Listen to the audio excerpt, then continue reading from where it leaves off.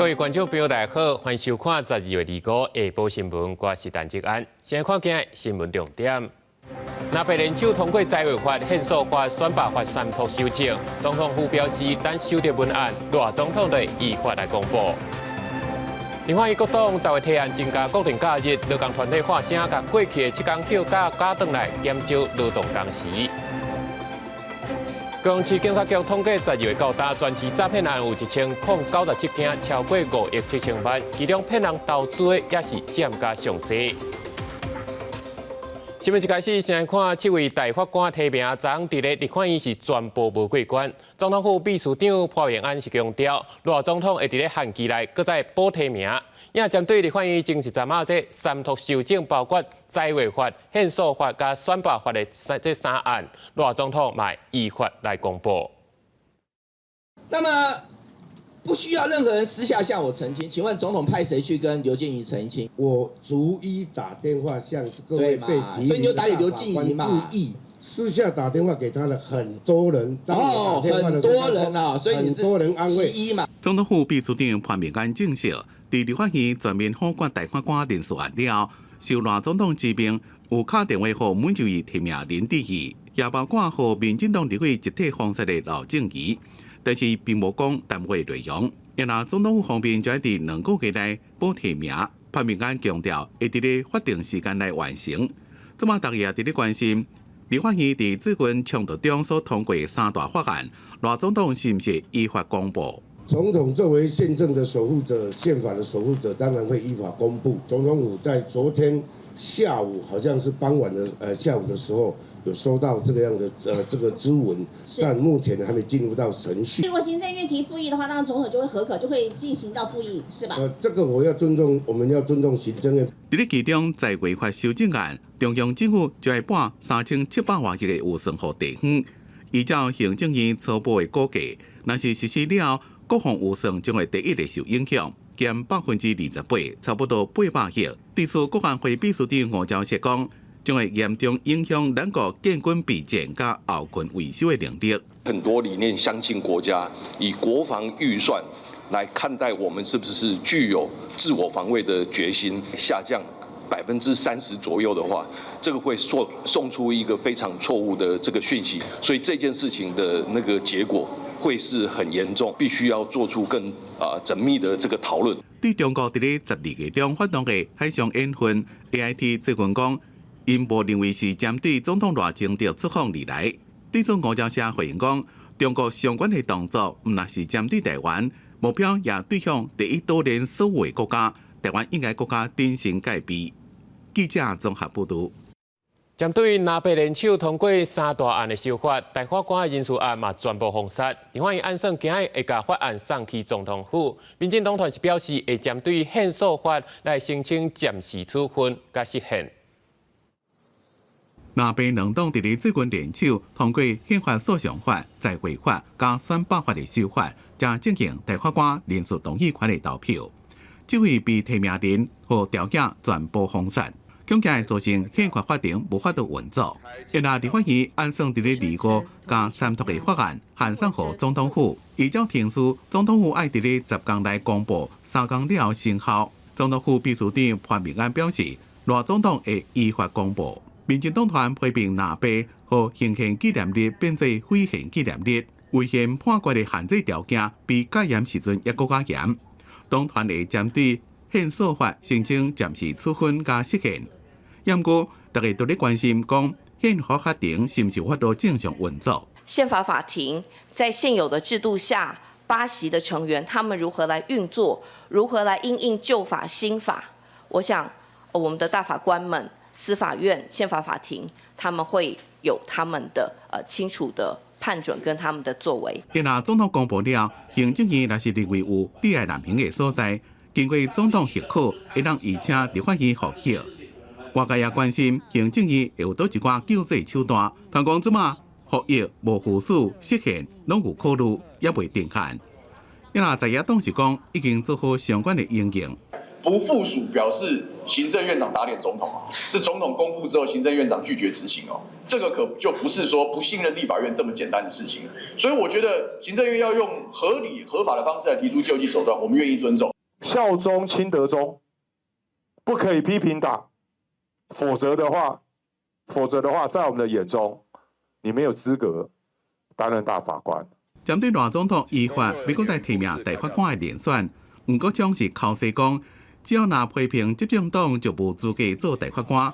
讲是大法官新的连选拿出来，一定要引起一波调查过招。记者综合报道。今日立法院三读修正财委法，行政部长郭志辉是表示，咱即马当咧甲回答超微这国际企业讲签约合作，受到财委法影响，恐惊这投资会去前着。因明年度这中央的总预算刚要来定编，财政部是讲一个详细来评估。这个有关财划法经过三读通过以后，整个对中央施政的一个相关窒碍，我们会跟我们已经跟主计总处在。我只要请问你，你告诉我要不要重编嘛？你要重编的话，就不要再审了嘛。114年的就在下个礼拜就开始了。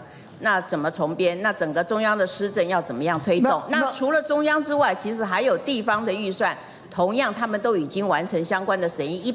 在我们所知，22个县市，大概只剩下4个还是3个县市没有完成审议。我想这个部分，知识体大，我们也跟主总在这商量，以及会跟行政院一起来讨论有关宪政上的相关行政救济的一些措施。我们跟这些外商啊的这个技术合作的这个约定啊，都是长约，所以临时的改变呢，我想对他们来讲。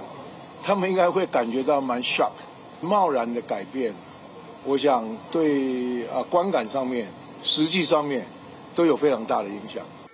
另外一方面，这财委法一旦修正，敢会去影响到电池个起价？郭志辉是表示，希望立法院会当继续支持补助台电，经济部嘛尽量来维持，甲影响降到上细。继续来关心一个也未满18、查某囡仔去麦当劳做线工，却去予主管甲性侵害，得到狱政行地路。囡仔的妈妈要求加害者甲麦当劳爱回失的，嘛爱来赔偿。麦当劳是表示会全力配合司法调查。早就讲到了，你换不回他。未成年查某囡仔的老母，想着查某囝去麦当劳做线工，选哪像主管侵害、妨害性处置，代志发生了，搁惊处理忧心，一个人承受压力。那得到忧郁症，过来自尽，或是大丧10岁阿母真痛心。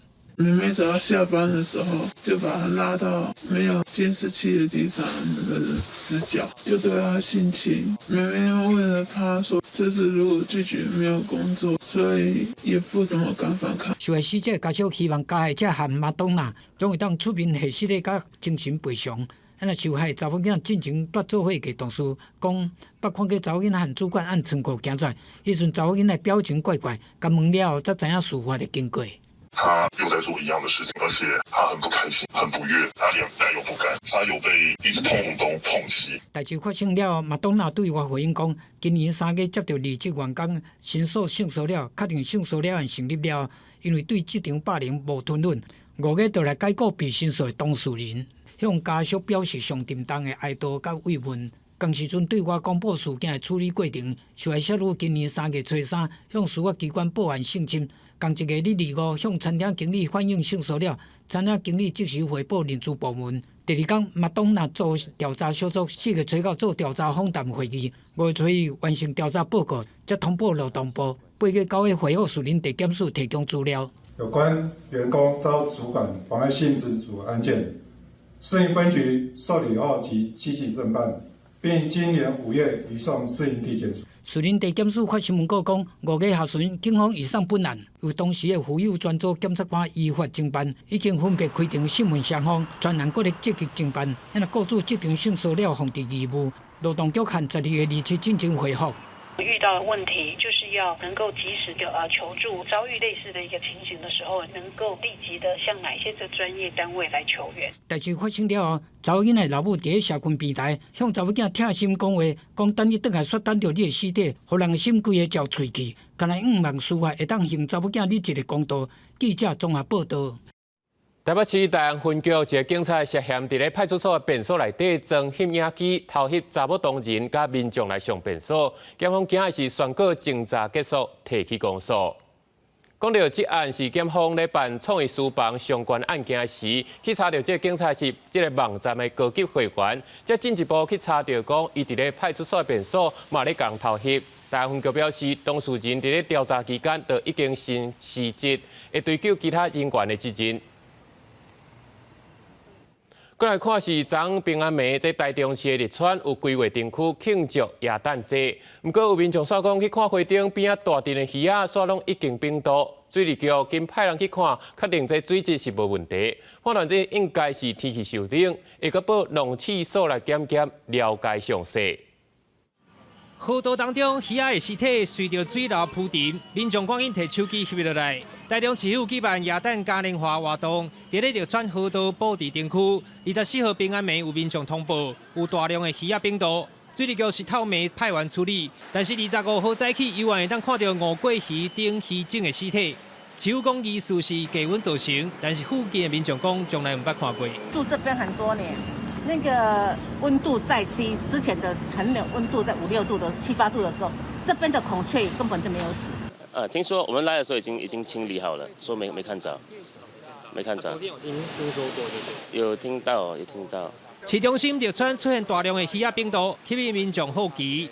水利局表示，以往日川从来唔捌发生大量鱼仔死亡。经过检测，水中的溶氧量符合标准，也无重金属的污染，耶诞灯区也无漏电。初步推测是最近低温影响。那鱼在那个河里面，那它如果说真的天气太冷的话，那不可能去给它保温，就观察随时做后续的处理。如果说鱼受不了的话，就是赶快把它清除，避免影响景观嘛。无锅鱼的话，它本身是热带性的鱼类嘛，它的耐受温度大概在13到15度左右而已。所以如果温度太低的话，它就容易死亡。尤其是水比较浅的环境呢，这个温度变化非常剧烈，就容易死亡。学者是表示，5过鱼是热带性的鱼仔，耐受温度是13至15度。若是温度伤低，或者是水势伤浅、水温变化剧烈，就容易死亡。不过往年寒天同款有低温，为何今年才有鱼仔死亡？市府是强调后续会进一步将鱼仔的尸体送农业部农气所检验，了解死亡的原因。记者台中报道。讲到这中央部会工课场霸凌案，佮继续咧加，另外伊民众党团的批评卫福部，这调查报告根本就是咧互相暗唬。讲若是无查一个水就出，这卫福部所提出的相关预算案，就要全部保留。卫福部长长官技术强标职员侵权，甲拍地更新，还有其他长官录音档流出来，对员工大声喊骂。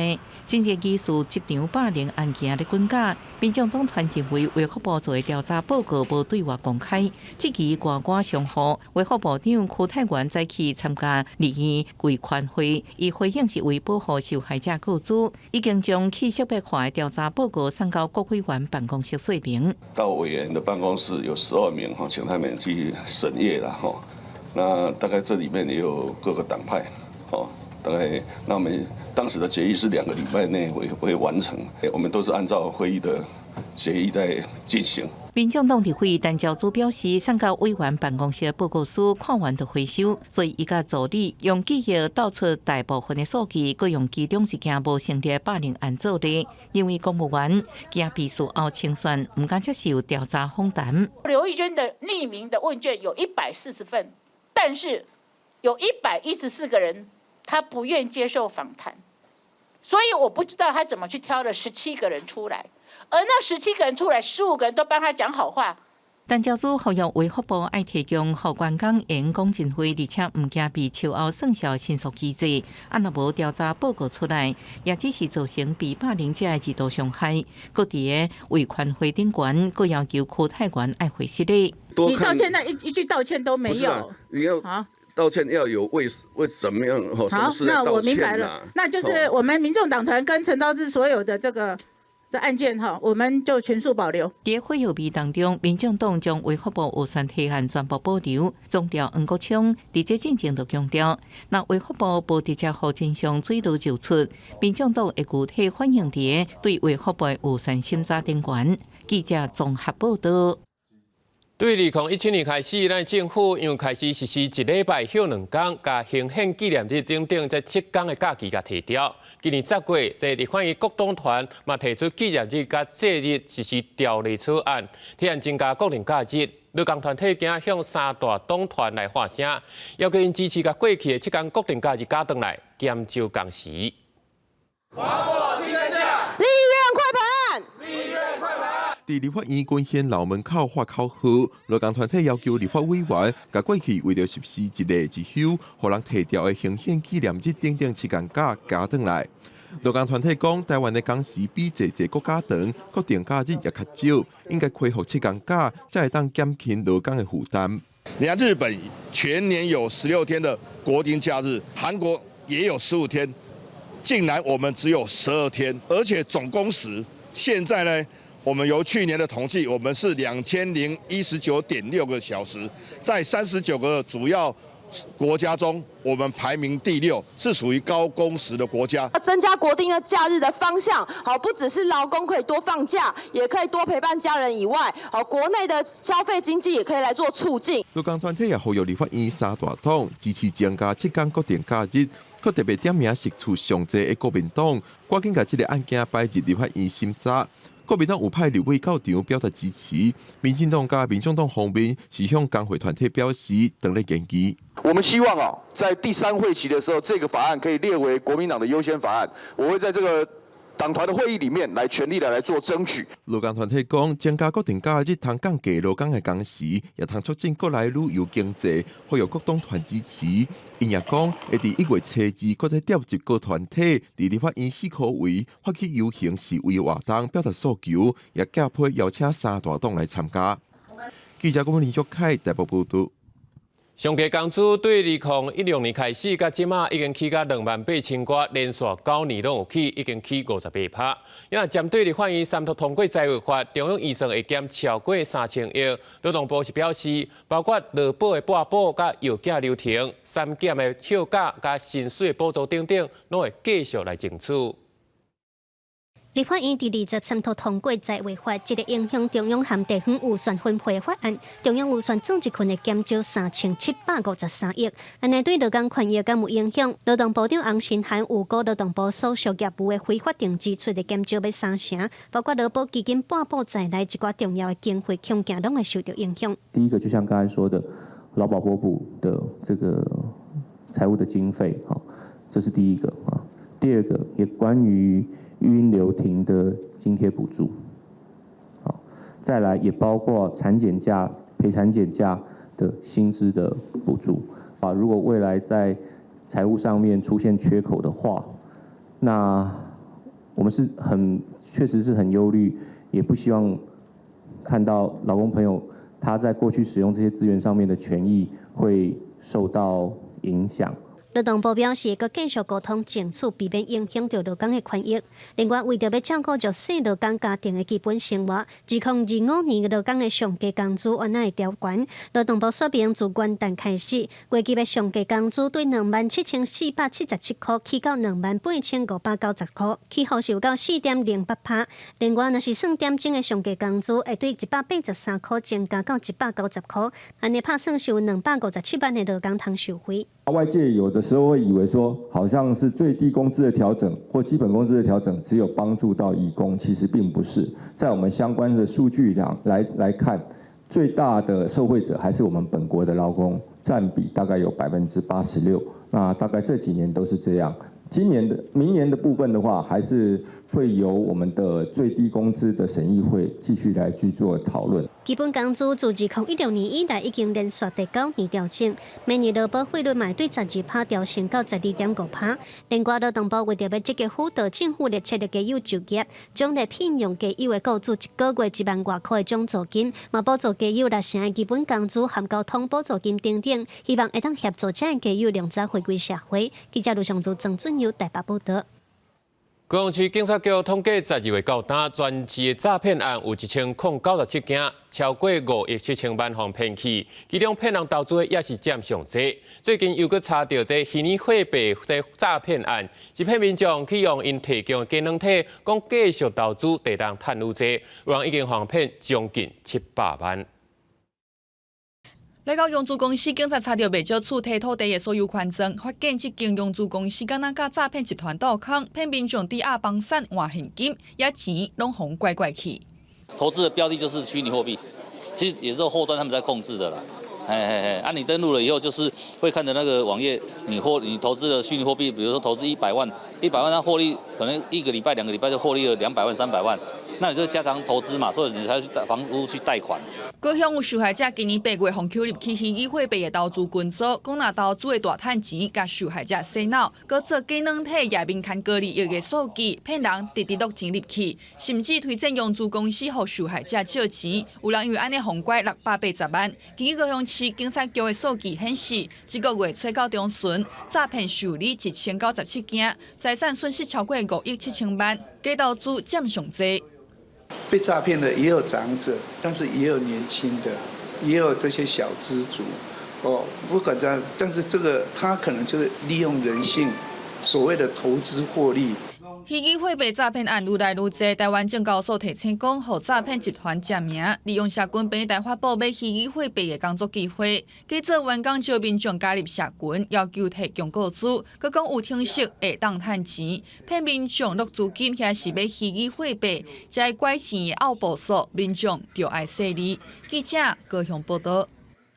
讲到即马天气反冷，加上年底耶诞节甲跨年活动节，爱说哩病毒佮开始咧传。顶礼拜国内就新增加6例流感死亡，拢是为着 A 型流感。伫咧台中某学校去毕业旅行，学生坐公车，有6个人拢去为着流感。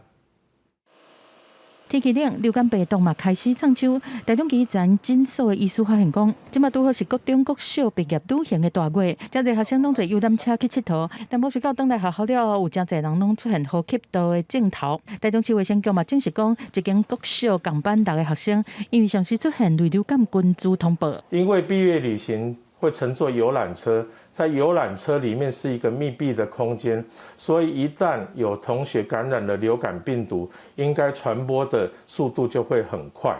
疾管署讲，流感的疫情这礼拜会入来到流行期，尤其目前主流病毒株 H1N1 是势头正强。顶礼拜新增加6例流感死亡病例，拢是感染到 A 型的流感病毒 H1N1。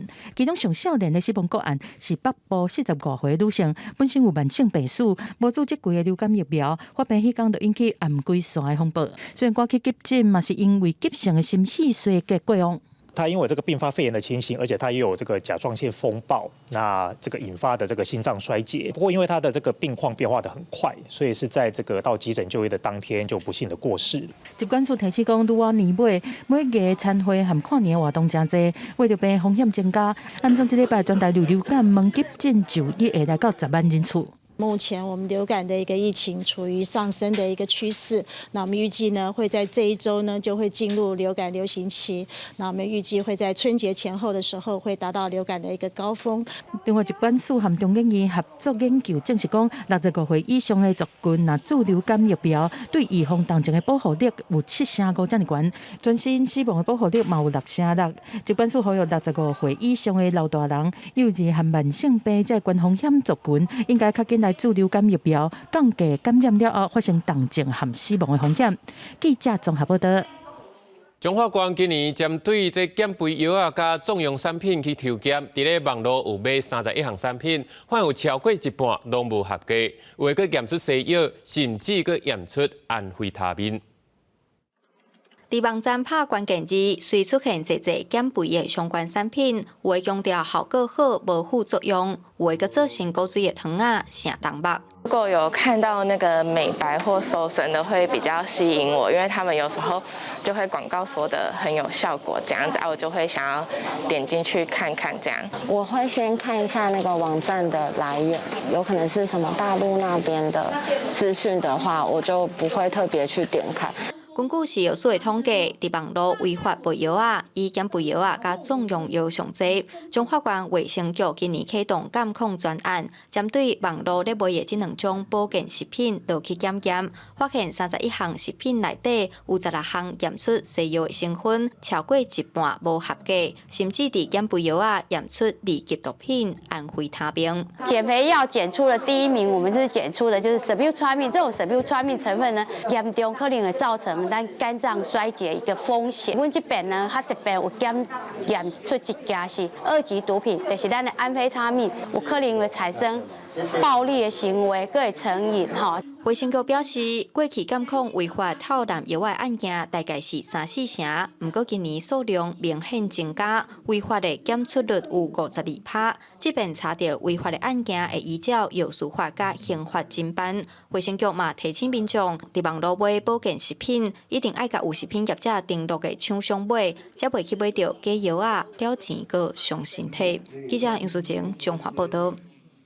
美国国会最近是通过国防授权法案，其中有一条讲，未来若发现中国的无人机有对国家安全造成威胁，就会禁止因伫咧美国买。不过，这论证来讲，美国农民也不咧用的无人机，大多数拢是中国做的。那真正禁止，恐惊会有真大影响。农民将一段桶的肥料倒入去无人机内底，各用遥控器操作起飞，肥料倒也伫一大片的农田内底。因为美国生产的无人机大部分是商业用途，所以农业用的无人机差不多拢是中国制造。除了川普要上任，表示要对中国采取强硬关税手段以外，有愈来愈侪美国人较介意中国制无人机，互美国政界烦恼中国无人机可能会造成间谍甲商业威胁。最近，美国国会通过国防授权法案当中，都包含一项条款，若审查发现大疆创新甲道通智能这2间中国的无人机制作公司有对美国国家安全造成不可接受的风险，就会禁止因伫美国卖新型的无人机。Chinese manufactured drones are a real and present threat to the security of this country. We ought to stop using them. Use American drones instead. 非营利组织国际无人系统组织跳出来反对这项禁令，表示应该投资美国无人机制造业，和美国竞争力赶上中国制造的无人机。另外，这法案的通过也让农民心情是真复杂，因为一台也未用的无人机的价销是35000美金，差不多代表114万；传统地面也未的机器价销是爱25万美金，差不多代表820万。If they're going to make a law that affects farming, they better think at the end of the day that they might be crippling our farm economy. 美国无人机制造商讲，这禁令只限制美国，中国的无人机也是卖到世界各地其他所在。不过，中美贸易关系恶化，可能损害靠中国供应零件美国无人机公司。中国驻美大使馆是表示，反对美国将贸易政治化。公司新闻新竹背编译。另外，江边这桃园机场最近又搁查到泰国人用这观光名机要运毒过关。今年到目前为止，这桃园机场就查到41件毒品案，都是泰国来上界多。拍开行李箱仔伫衫裤内底超出大麻，航警局甲台北馆10月7日暗时，伫桃园机场执行入境旅客托运行李电工检查勤务时阵，当时伫一级航下发现泰国籍旅客4人托运行李影像有问题，拍开箱仔查检，查到2级毒品大麻，总重量有20.100公斤。本案贩毒集团以假观光、真运毒方式躲避查缉，并刻意搭乘同时段不同班机，于不同航厦入境。这贩毒案件4个贩毒集团成员用旅游名义载毒品来台湾，故意坐共时段无共款班机，想要分点突破边境接毒防线，不过也是被查到。专案小组也伫加工透早抓到想要坐飞机占道出境的阿惠泰籍的共犯。全案依违反毒品危害防治条例，移送桃园地检署侦办。运输第2级毒品将处无期徒刑或10年以上有期徒刑，切勿以身试法。根据统计，今年到目前为止，甘尼市航警局伫桃园机场查到毒品案件有41件80人，查到各级毒品总重438.27公斤，而且泰国上济，海洛因35公斤，甲大麻60公斤，大部分是用假观光的方式来运动。记者综合报道。美国上大间的航空公司美国航空昨平安暝透早7点传出不明的技术问题，全国超过3000架国内线的飞行机是全部停飞，1点钟过后才陆续恢复正常。美国纽约的机场客运等着报道的旅客，每一个人拢想要伫平安暝准时坐上飞行机，返乡甲家庭度过耶诞节假期。在美国上大的美国航空公司，说伫上无用的耶诞节进前，传出不明技术问题，造成所有航班要停飞情况。I was very anxious when we woke up this morning and we heard it on the news. We were afraid that we wouldn't be able to get home for Christmas. But we were able to. We got here and our flight is on time. 外国媒体消息指出，美东时间24早起7点左右，美航宣布境内3300个航班暂时停飞，有个受影响的旅客达到几千人。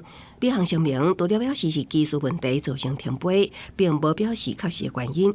根据 CNN 引用美国联合飞行员协会报道，美航的飞行操作系统出现问题，造成航班延误。飞行系统处理航班的飞行，包括操控航班起飞、甲乘客登机等关键事项。美航向联邦航空署 FAA 请求全面停飞航班，好甲在飞机伫1点钟了后结束。FAA 也随即解除停飞指令，美航恢复正常起降。Today, there'll be probably a busy day for the travelers. For now, our flight leave at 4, I think, for today. So for now, no delays.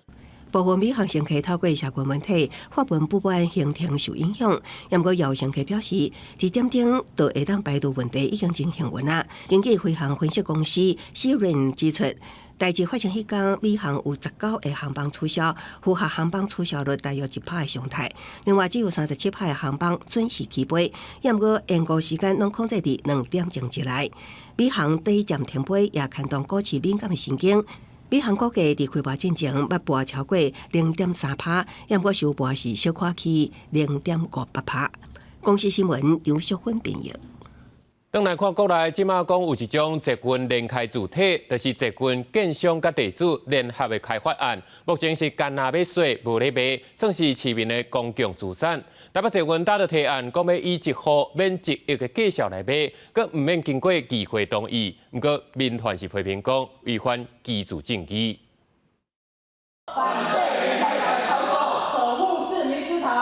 捷运出站得到处，交通便利，是真侪民众选择大的首选地段。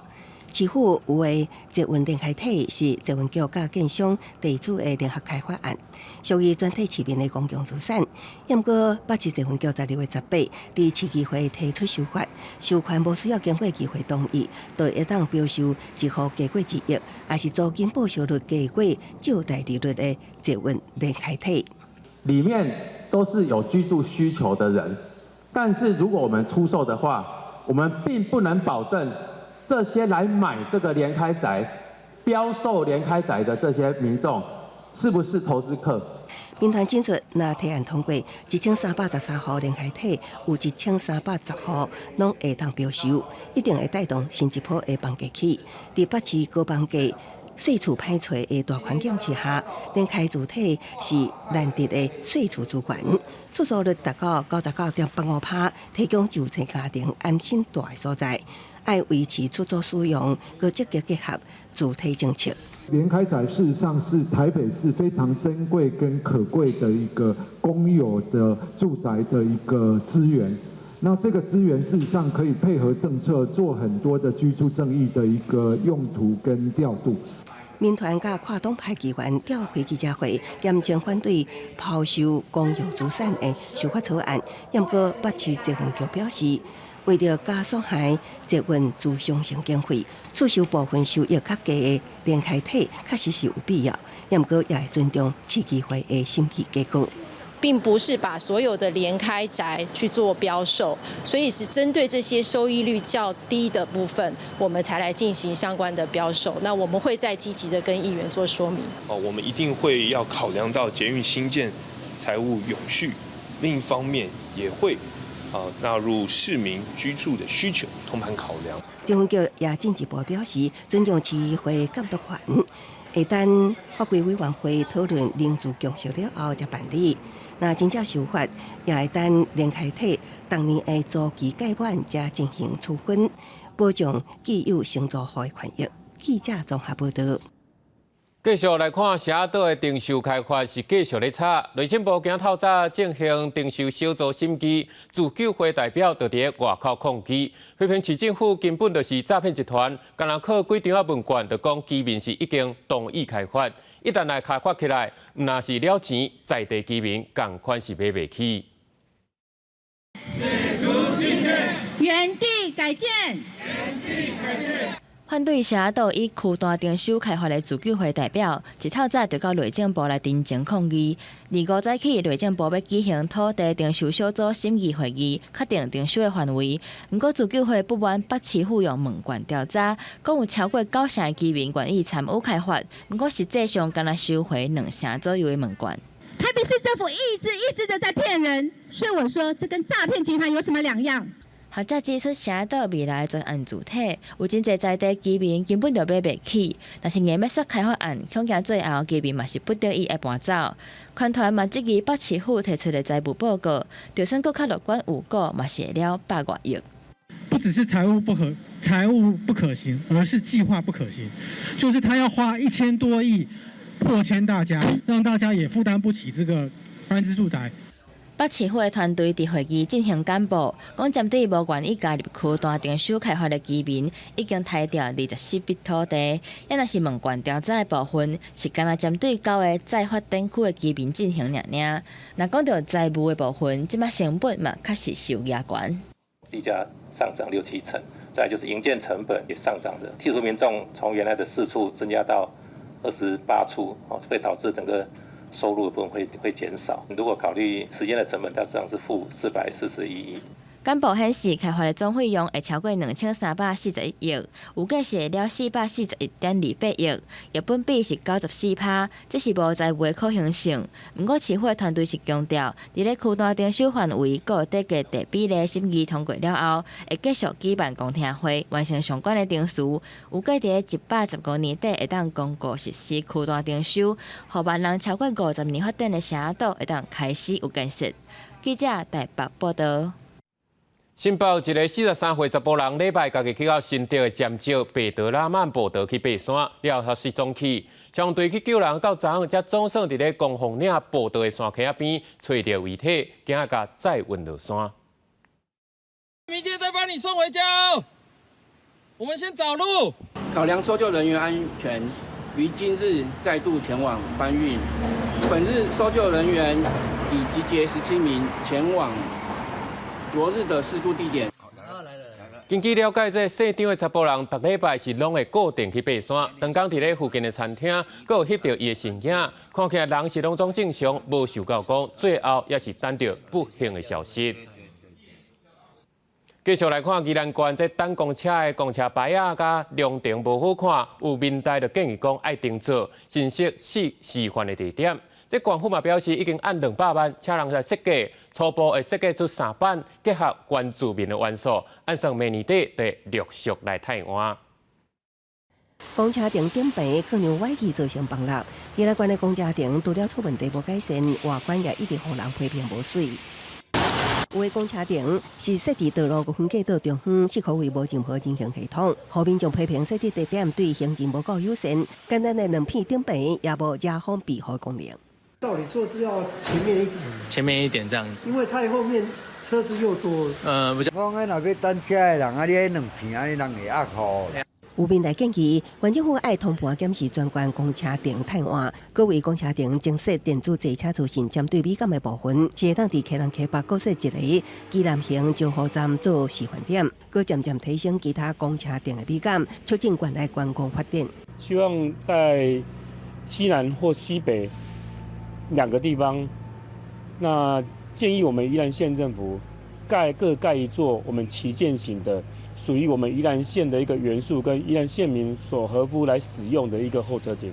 那我们今年有编列设计的经费哈，那针对我们2个原乡跟我们平地哈，那基本上我们会朝3个设计的方案来进行哈。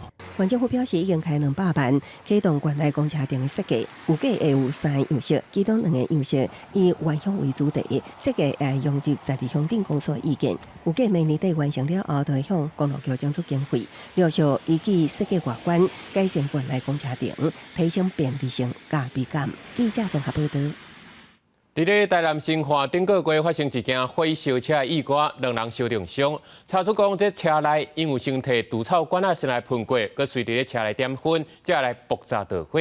上局就提示讲，若民众有用迄种高压的喷管一定要遵照产品的用法，避免发生爆炸。消防车到火烧车的现场，规台车是已经烧起来，佫无出乌乌的高烟。好在在车顶2个人是自行脱困，但是小工起用烧伤。顶个月底发生伫新化的火烧车意外，经过将近1个月的调查，是车内喷除草剂又佫点喷引起。研判是因为那个车内的人员使用车内的除臭剂未依照使用说明，并且在车内使用打火机点香烟造成的。根据消防局的调查，起火的原因就是车内除草剂爆炸燃烧，因为除草剂成分有乙醇、银离子抗菌剂、芳剂以及推进剂，喷伫车厢内，浓度达到爆炸的界线，拄到火源就会引起爆炸燃烧。市面上嘛有真侪除草剂，成分大部分是真相同，但是后面其实嘛拢有标示注意的项目。其中的推进剂里面可能部分成分是属于烷类跟液化石油气等成分。如果在未通风跟未依照使用说明的情况下，可能会有一些燃烧的危险。不能在密闭的空间使用啊，切勿靠近高温跟火源啊。什么太阳直射啊、火焰处啊，那个使用说明书要看一下。消防局是提醒，使用烧工的相关产品，就一定要详细看使用说明，确实安全操作使用，并且伫车厢内喷，关起来一段时间了后，就一定要完全拍开车门，车窗通风，和高度降低，避免意外来发生。记者王正云台报道。云林县最近2年来是打拼改善高龄友善设施，包括公园、休闲公所、加这饭店、庙市等等。按算明年会阁针对21个公共空间来改善，要全力打造做一个高龄友善的县市。今日西的新化武顺园区以地形设计街道开发，为大门入外步道真平，边还设置无障碍停车位，真适合高龄还是身心障碍者来加这休闲活动。有轮椅族还有不方便行动有一些不便的民众呢，可以很轻易的进来到这个园区，来跟大自然做一个互动。为了积极打造云林县内高龄友善设施环境，文管府去年颁了39处，针对高龄者和身心障碍无友善的公共场域，包括寺庙、活动中心、传统市场和休闲景点等，总共投入改善经费超过7000多万，是做扶手精实、路边逛街路彩的改善工程。的这些长辈，还有我们身心上的朋友，都能够没有障碍的走出来，都能够迎向阳光让他们在生活当中更加增加更多的这个乐趣也有增加一些社会的公共参与。长期以来，我们对于就是说餐厅的部分我们也需要用餐，可是呢，我们都非常不方便。那在这几年呢，云林县我们看得到，有很多的餐厅都已经改变为友善餐厅后尾新庄协会表示，有新庄者坐轮椅处理损失，到加油站还是庙要变数，嘛是有真侪所在无设置无障碍设施。对此，县府就讲，明年可会针对21处，包括加油站、庙宇和饭店合作，营造符合无障碍环境、友善多样性的公共空间。记者用为你报道。高雄车头动工改造20年，年底是总算要完工。车头内部设备大型来公开，有随时会当掌握行车动态中央监控室，还有全台湾上大的隧道风机。万一若火灾会当随甲乌烟来排掉，望透过这的新设备会当提升咱的旅客安全。大门拍开着，随会当看到几来监控的大荧幕，影影代替高雄车站特别员工铁道局25头摆公开，包括中央监控室、冷水系统甲泵坑通风机等设备，后面将了解代替车站运作的秘密。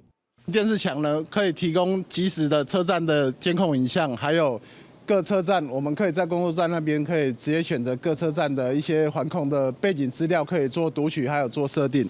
监控画面显示车站周围状况，若大雨箱甲水排袂离，会当随甲水门关起来。中央监控室若亲像车站大脑，工作人员透过荧幕确认各站的列车甲相关系统运作正常。万一发生天灾事故，会当及时启动设备应对。发生火灾的话，那么我们就会按照我们的预定的 SOP 的安全手册来控制有哪几台的隧道排风机要抽风。高雄站地下化完成了后，两边拢是泵坑，为了确保若着火时，人会当照美国标准，伫6分钟内全部疏开。藏伫泵坑内的大通风设备启动了后，风速会当达到每秒120公尺，互烟赶紧排出去。侦测器连接到我们的中央监控那边会自己做启动，或者是说我们现场有临时的状况，那我们也可以把它改成手动，我们就本地来这边做操作。代替高雄站施工20年，有计伫年底完工，车站内也在赶工，除了公开内部相关的系统甲设备，城南北的天棚也会伫2倍启用，每年都会当互旅客看到完整的高雄站。记者综合报道。因为学生的一句话，老师我敢会使学bài林，原本伫咧南投教册陈培云老师开始用家己的薪水买bài林来互囡仔来学音乐。看到偏乡资源较欠款，伊就向因翁来同齐来做，无私的付出，嘛，互伊得到吴尊贤爱心奖的肯定。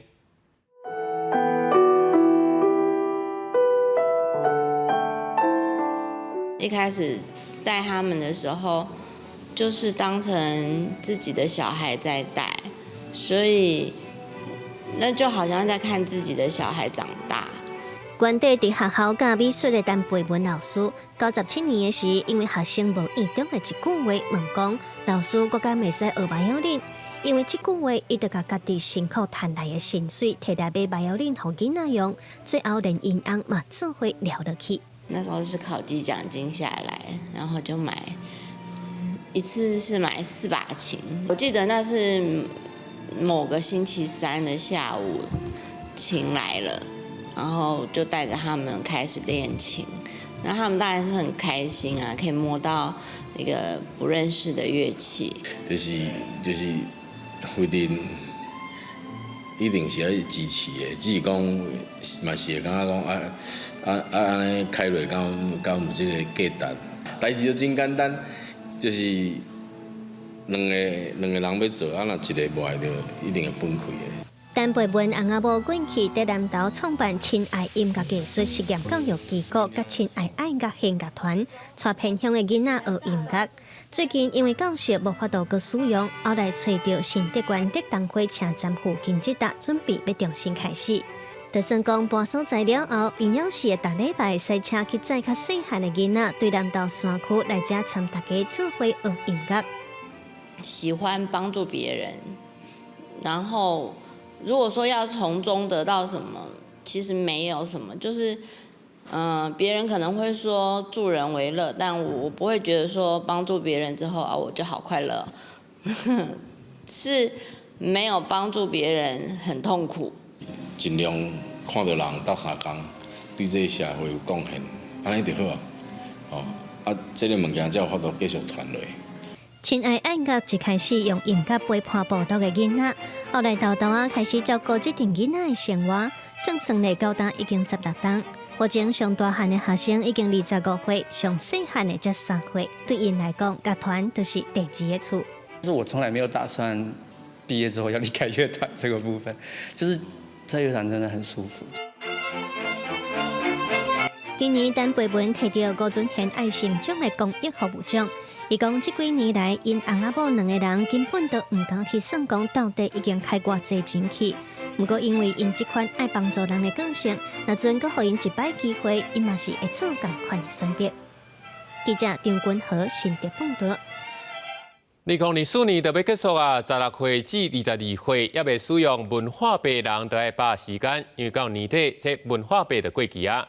明年开始，这文化部嘛扩大来试办，予13岁至15岁学生嘛会使来领。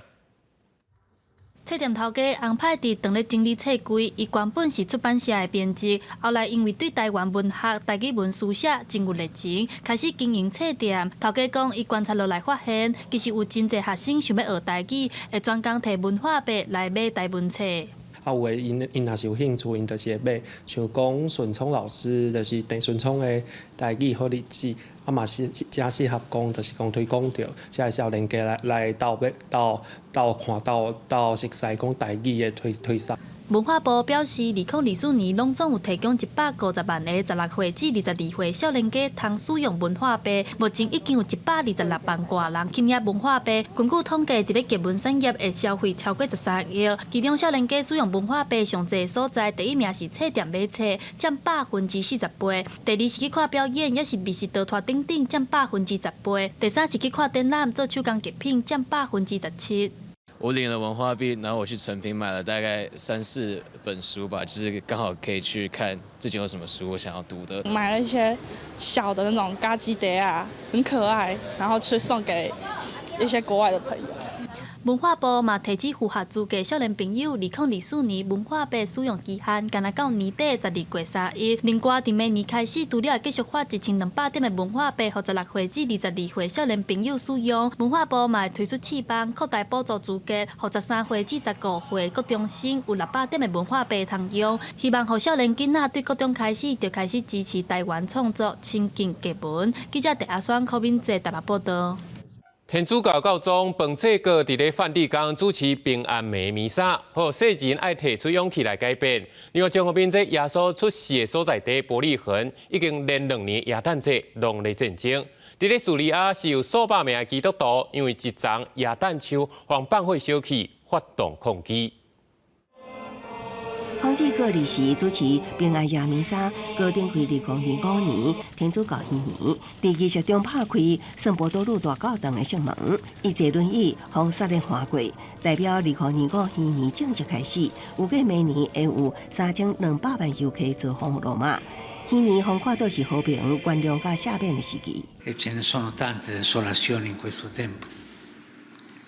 Pensiamo alle guerre, ai bambini metragliati.Alle bombe sulle spoglie e gli ospedali. Non indugiare, non rallentare il passo, ma lasciarsi attirare dalla bella notizia.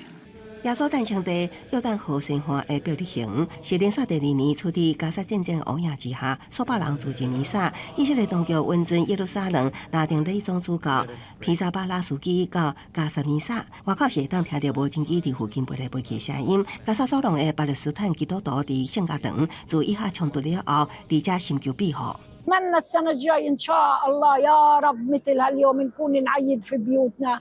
叙利亚西部城市哈马附近以基督徒为主的市镇，苏凯拉比亚市区圆环中央一粒大型弹树丰收，首都大马士革的基督徒历时就安尼上街示威。من الأساس الدين المسيحي موجود بسوريا من الأساس راح نهتم بسوريا。根据了解，有几名穿连帽衫的人士点火烧耶诞树。叙利亚人权瞭望大组织表示，放火人并不是叙利亚人，是来自伊斯兰主义团体民族学行为者。示威者呼吁叙利亚新的临时政府采取措施保护少数族群。但2礼拜前，叙利亚阿塞德政权交予反抗军杀倒，领导叙利亚的三无解放组织捌承诺会保护叙利亚的少数族群。公司新闻有林编译。下晡报天气车款来看详细资料。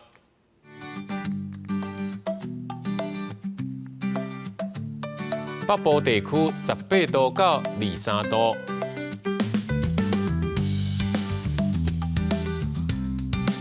中部地区18度到22度，